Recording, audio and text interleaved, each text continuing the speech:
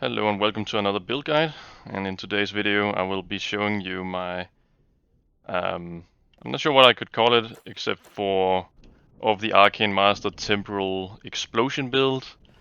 It's a build where you trigger a bunch of explosions through using all of the Arcane Master and then using a temporal skill to then trigger those explosions like this. It's pretty damn satisfying to play. It's probably one of the more satisfying ones, and I did get some inspiration from two other content creators, which is Otison and Olweens. I'm not sure if that's how you pronounce it. I will probably link them down below for the inspiration. Um, so yeah, I will say the build does everything that you want to do the Great Forge very easily. And the reason why it's so powerful is because, as you can see in the preview of the video, it just stands still most of the time, and then you just explode the whole screen and screens away from you at the same time. And what that means is that you can also deal damage to all the guys that have proximity bubbles, which can be kind of tough to deal with on, for example, a projectile build. That can be very annoying in my opinion. But this build pretty much ignores that because we have so huge explosions happening all over the screen. So they don't stand a chance at all against us, and they just get absolutely obliterated. I will say the character can also take down everything else in the game if you want to. As you saw, I can do uh, RAF 100 expeditions. It's not that hard at all. It's kind of easy. Nothing can kill us in there. I think the only thing that can kill us right now is just burn damage and fire damage, because we don't have capped our fire resistance yet. Which was a plan I had, but I didn't really want to invest too much more into it. So this is where it's at, and it's doing a very, very good job. And yeah, it's just like the previous character. It's nearly unkillable except for when you do not hit enemies, pretty much. Because if you do get a huge dot on you, you cannot really out-regen that because you don't have any passive recovery. So let's go over the Reaper and why we picked it. So there's a few things that are very powerful about this Reaper. First of all, it's a pretty good elemental damage scaling Reaper. I could have scaled it way more than I already have, but at some point it's just going to be overkill, I would say. Because if you can take RAF 100 and do it very smoothly, why would you actually push it any further? I don't get it. So, but you can do that if you want to, but for my case, this satisfies me very much. It's such a strong build right now. So what it does is it grants us a lot of elemental scaling through our Reaper damage. As you can see, Reaper damage is added to elemental damage instead of skill damage, and you get 175% increased elemental damage on top of it. And then there's a line that says whenever you deal Ancestral Strike damage, you gain Elemental Fervor, granting you 62% elemental damage multiplier for the next 10 seconds. I only scale it to 62%, and that can be way higher if you want to scale it with, let's say, nether gear and such. But as for now, this is more than enough to do anything in the game, and it's doing pretty well, I would say.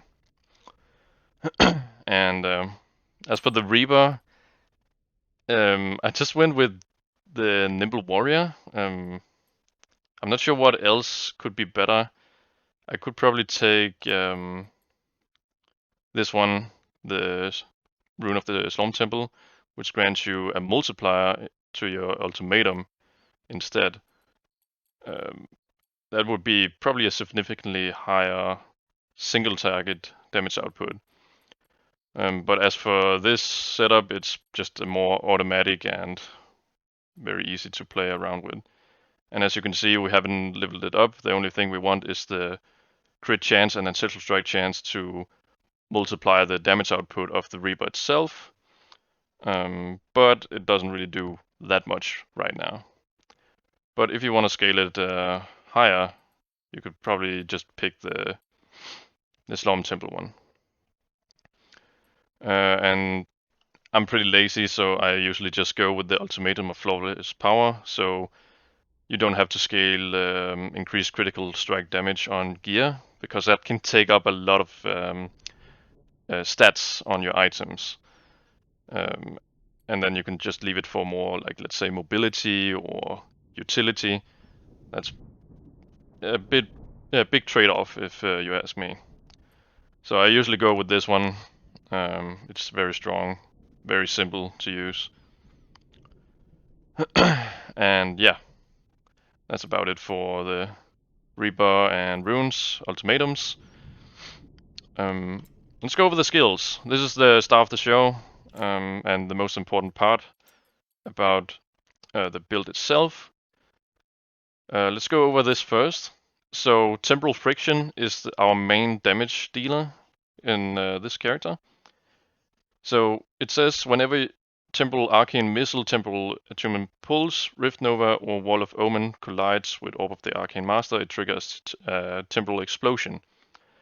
And it deals like a pretty hefty amount of elemental damage in a very big area. It's going to be 6 yard radius, and if you know, you know, because there's not that many builds that can get this much area scaling and then deal that much damage as well. And the one we trigger the Temporal Explosions with is going to be Arcane Missile. And you're probably wondering, yeah, Arcane Missile is an arcane skill, but we convert it into a temporal skill instead, so we can actually trigger it. And that's why the Arcane Missiles are blue. So this is the main way to actually trigger it, and it makes sense. It's the one that can trigger it many times as well. As you can see, when I do it like this, it triggers multiple times, because they rebound on walls and come back and then explode them again. And the best thing is, when you, let's say, stay on top of this one single Orb of the Arcane Orb, or whatever you can call it, it triggers all the projectiles that we shoot out from Arcane Missile. So as of right now, I'm not sure how many projectiles we have. It's probably 10 projectiles for Arcane Missile. So one ball can actually trigger 10 times in one cast. And if you have a lot of those balls, you just trigger the balls like 100 times every time you cast. It's actually crazy. It's very crazy. So even though our max hit damage is, let's say, I think it's around 8 or 9 million in a single hit, and then you times that by 100, you suddenly get like nearly 100 million or something. Isn't it right? Yeah, 100 million. 900 million, sorry. Nearly a billion damage, pretty much. It's pretty crazy with how it interacts. So the things to go up in the Orb of the Arcane Master is just more cooldown recovery. We don't care about Orb of the Arcane Master dealing less damage, because that's not our main objective. The next is the Orb of the Headmaster. This is just for leech, pretty much, so it's easier to deal high damage on enemies. Drunken Master is just for even more cooldown recovery. That's very important, because the main skill is a pretty high cooldown, especially because we take this greater primal orb. This is just to make the orb bigger, so it's easier to hit, pretty much. but it does get a 2-second extra cooldown to its time. And then we take Arcane Missile for the triggering, of course. We take Incomplete Missile, where you can get way more attack speed. This helps quite a lot with the single target and the smoothness of the build.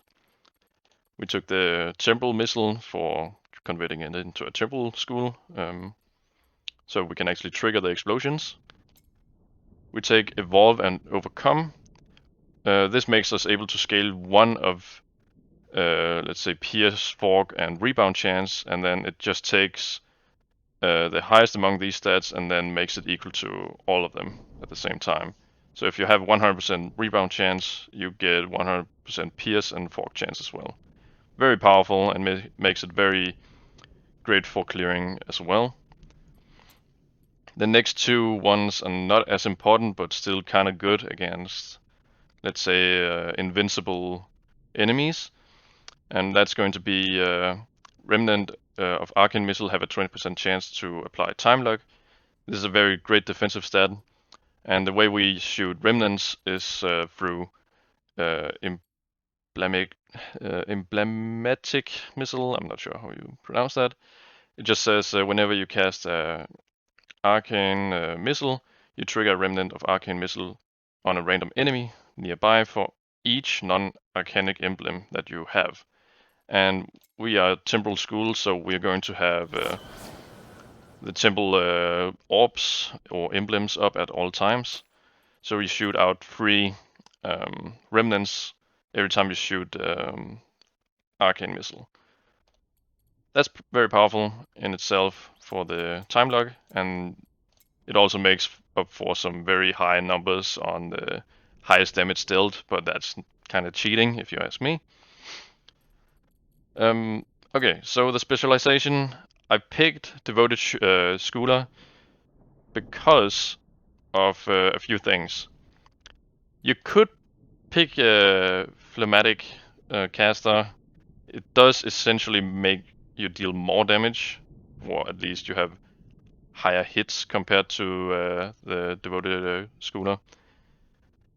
But you get so much defense and more coverage and some just overall great stats that you want on your character. It feels more smooth to play, and it gives you, if you're playing normal content and not the Great Forge, you can pick up Speed Gate to gain a significant movement speed buff, which is pretty great. So what we start out with is going to be Arcanic Lionine. Oh man, there's so many words I cannot pronounce. I'm sorry about that. But this one makes us able to do the explosions in a bigger area. As you can see, the Temporal Affliction explosions is an area effect, and that means we can scale area increased size as well as area increased effect. Area increased effect essentially means that your area skill deals more damage, or if it's an aura, it's going to be more effective. So, and in our case, aura increased effect is going to increase the damage multiplicatively, which is pretty powerful. Next thing is Determination, just for the 40% tenacity. This is great. So you only have to scale another 60% on gear to be 100% capped. This makes us able to not get stunned, frozen, slowed, and you name it. It's great for crowd control effects. Safety Bolt, not that important, but there's nothing else better in my opinion. You can take this with the Omen Wall, but it's not necessary in my opinion. Next is Immaterial Body, yeah. Just for another 30% area damage reduction. Pretty great for defense. Very nice. Invigorate is just a tiny buff that you can get, where you can get a small amount of elemental damage. It doesn't really make a huge difference, but this is the best thing that you can pick, I would say. And the next one is diversity. No, I'm sorry, diversify. So this one makes us able to shoot even more projectiles with the Orb of the Arcane Master. It says if you cast a mage skill from a school of magic which you do not have an emblem of, it has an additional 3 additional projectiles. That's pretty powerful in of itself, because we already scale it from our shoulder and from the ancestral tree. But this makes it so much better for clearing and also for single target damage because of the shotgunning. Next point is bouncing magic. Sorry. This is just for a very nice amount of rebound chance, so we don't have to scale that much on gear as well. And the last part is going to be emblematic caster. This makes us able to get way more cooldown recovery, which is pretty much needed for this character to feel more smooth, especially in normal content, like battlefields and such. You can take Temporal Split, but that's more of a meme. I cannot really... I tried out the damage differences. Like, yeah, you have twice as many projectiles when you do this, and twice as many of the arcane missiles. Arcane missiles. So it's essentially 4 times as much damage, if that makes sense, because you can still shotgun on the same orbs, but it doesn't feel like it's a 4 times multiplier. I would say it's just the same because you hit so many times, and I think there's a cap on 100 hits per second or something like that. I'm not 100% sure about that. So that's about it for the skills and specialization. Let's go over the attributes. Here's some different things that we abuse. First of all, we take savagery, and the savagery is important because we get this node right here. At rank 60, you get a lot of Reaper damage equal to the difference between your elemental damage and your minimum raw damage. And because we don't have any raw damage whatsoever, we essentially get a lot of Reaper damage.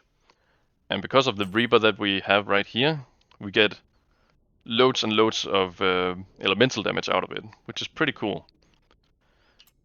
I don't think this one works though, because it's a conversion, so you cannot convert the Reaper damage over, because we have an Amulet that makes us able to convert our raw damage into Reaper damage, and then we can make that Reaper damage into elemental damage. There's a lot of conversion stuff happening. I'm not sure how much of it actually works. I don't think that it actually works that well. There's probably something buggy in the build. I think the numbers would have been way, way higher if it actually worked properly. And as for the other attribute points, we go into Fury. We take the first 10 ones for the 10% crit chance, pretty nice. Determination for the percent life that you get here. This is not necessary. If you feel like there's other good stuff, you can take that. And as for Seal, we just take the 10 points for another 5% Ancestral Strike chance. Pretty great. We take 3 points into Willpower. That's the last points we actually invested into. And then Dexterity for the attack speed, as well as some projectile speed to make it a bit faster to clear. Otherwise it would be kind of slow with the balls. But when you take into the dexterity nodes, it's going to be pretty smooth, in my opinion. Okay, so here's the more important thing, Ancestral Tree. There's some very, very powerful power-ups here. So first of all, we take into... whoops, let me do that again. We take Burning Shadow, this is just for traveling. You don't get anything from this. And the next point is going to be Elemental Boost for a pretty massive amount of increased. Next one is Elemental Reward. This is also a pretty good elemental damage buff. And then we have this one right here, Elemental Warrior, that grants us a lot of flat elemental damage, but because it's a conversion, you cannot really increase it through increases, essentially. Increases and reductions. So, because it's a conversion, you cannot increase it with an increased elemental damage and elemental damage multipliers, essentially. But it's still a hefty amount of damage from just scaling our life. This Dark Ritual is just for traveling, and Together Bind Them is also for traveling. This is probably one of the more important nodes, Elemental Pact. This one gives us 22,000, almost 23,000 elemental damage from your missing life. As you can see, we are actually reserving our life down to 30,000 life or something, and then the other stuff is going to be reserved. And this number right here is not a conversion, apparently. It's just flat damage. So this can get scaled from increases as well as multipliers. So this one is very, very powerful. I can actually show you. Look at the numbers on the Temporal Explosion. It's 670,000 to 684. That's pretty high. And when we take it off like this, it's going all the way down to 373 to 380. So it's almost half of our damage from this single node alone, which is pretty nuts for a single noder.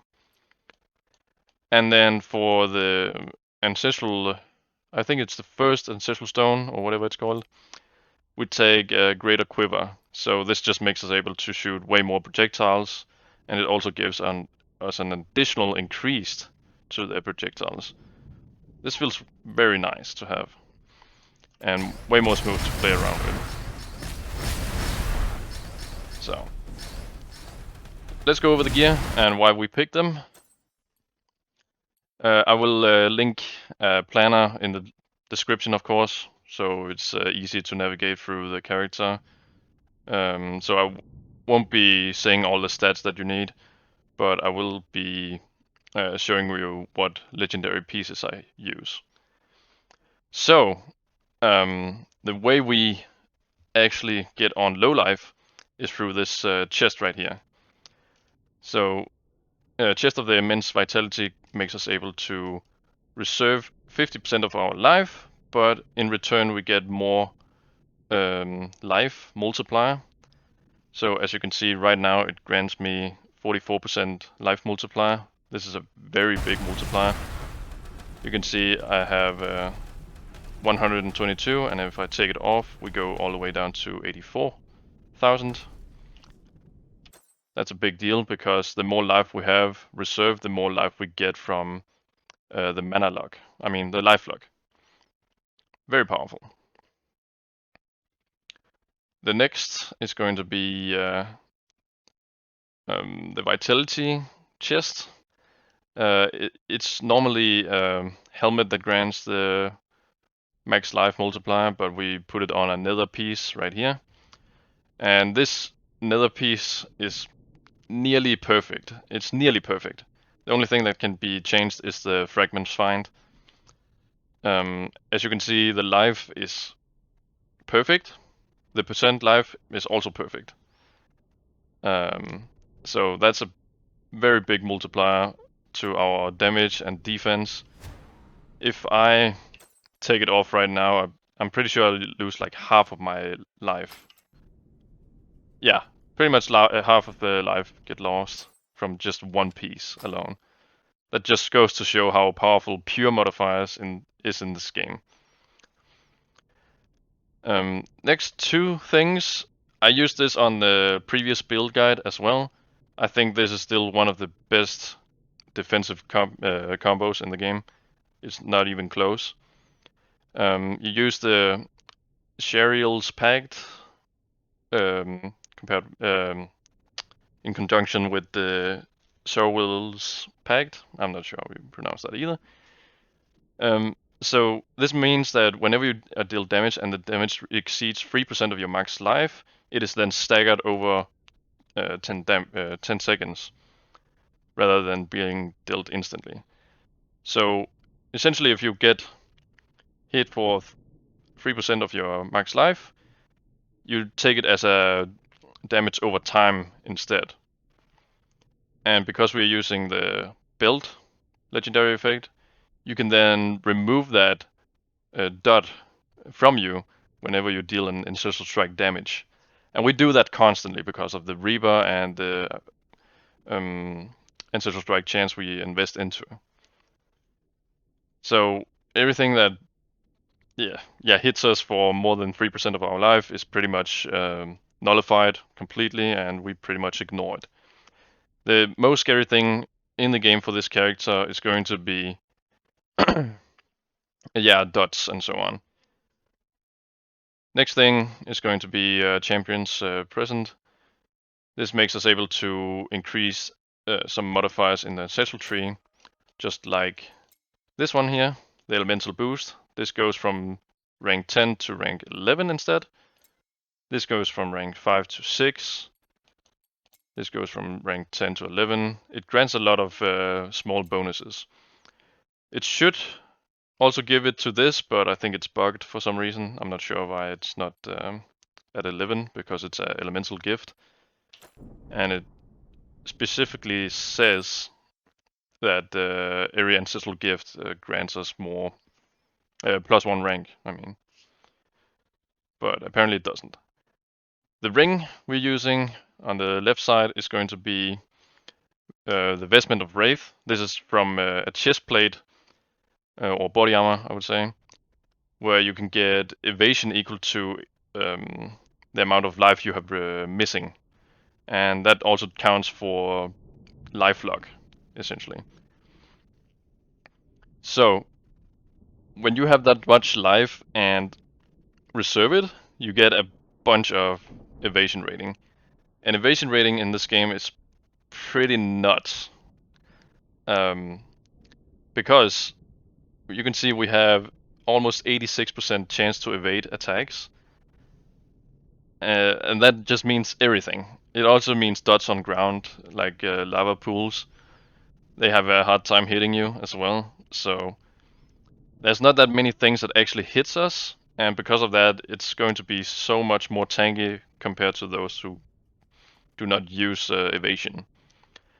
And as you can see, I don't invest into elemental resistance or armor. We don't really need that because of the boot and belt paired with this one. These three items together is just such a strong combo. I don't think I've died on this character when I converted into these legendaries. So it's just such a cool combo. For gloves, we're using Muscling Gloves. This makes us able to multiply our critical strike chance equal to our ancestral strike chance, essentially. It's just to multiply the damage on the Reaper itself and also give us a bit more crit chance. I haven't invested that much into it yet, but you can do that if you want to min-max it even further than I did. The braces, we are using Fury of Neria.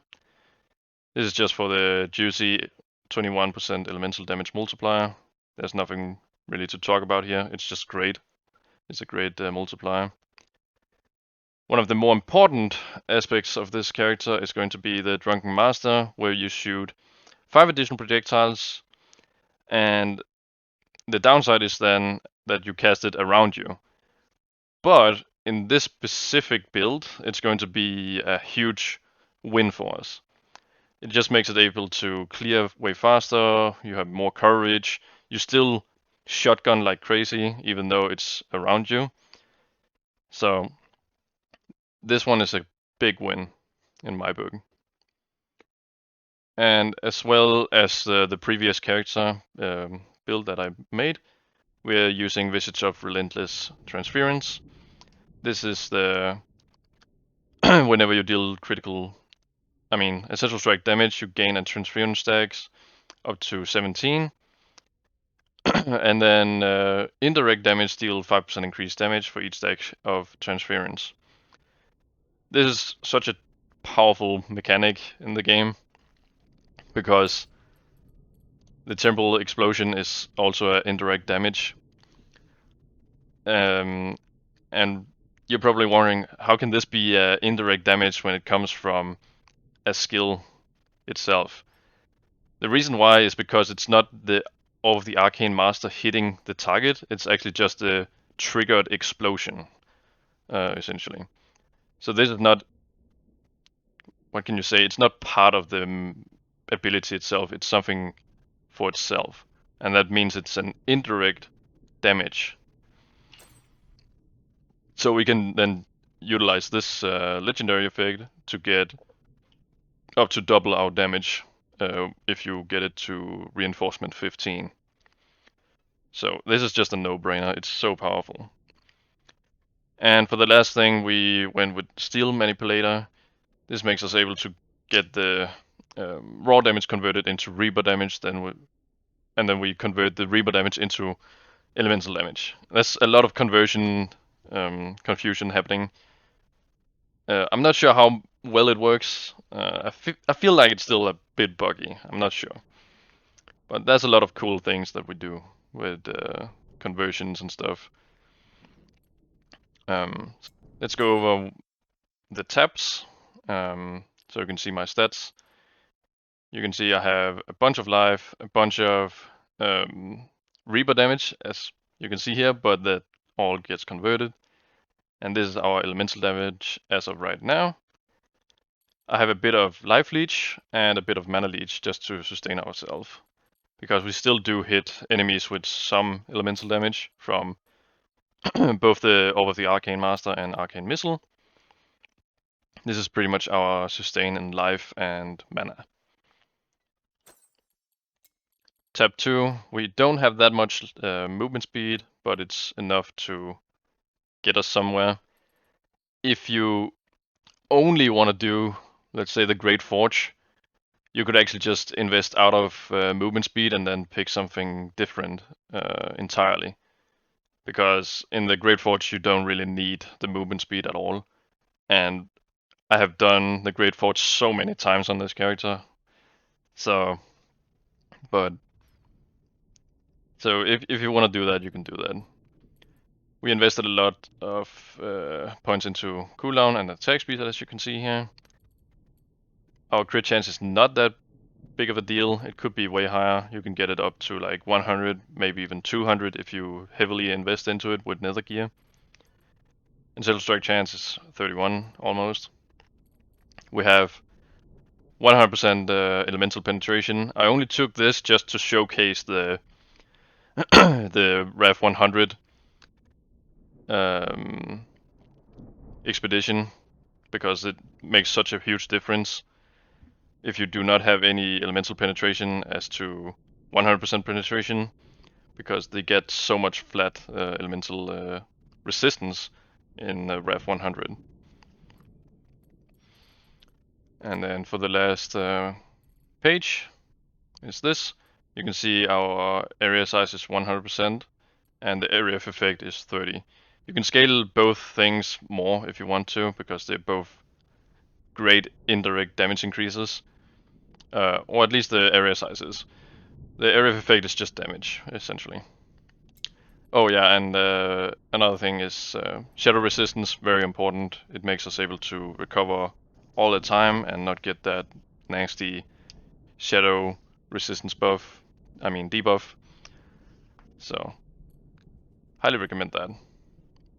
And as for, I've been requested to guide newer players into how to actually level this character. I would just recommend using Arcane Missile. The Arcane Missile is actually strong in of itself, especially if you're starting from square one.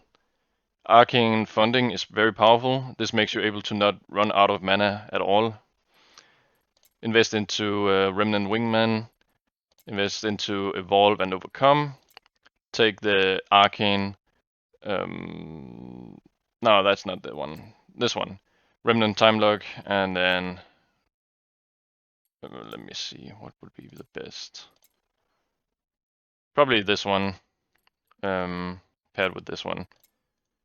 Because then you can actually probably take the Arcane Missile and then do some pretty great stuff with it. There's a lot of routes you can take this. You can also take Arcanic Tempo to shoot more additional projectiles in the beginning. And then invest a bit into some Pierce chance to actually clear packs of enemies a lot faster. And as for the Specialization, you can definitely just take the Devoted Schooler because of the great projectile stats that it grants you. You can also go with the Temporal Split for leveling, which is going to be very powerful in the beginning. Especially if you take this one right here, additional Arcane Missiles are now cast in a line and move forward target area, toward the target area. That means you can easily shotgun enemies, which is pretty powerful. But as for that, I think it's about it for the video. I hope you guys learned something and it was inspiring. I got inspired to make this character because I saw some very cool interactions from what was the names again? Otison and Olweens. Pretty cool guys. Check them out if you want to do that. They make some pretty good builds as well. And maybe you can learn a thing or two from them. So that's about it. Thank you so much for watching, and I will see you in the next video.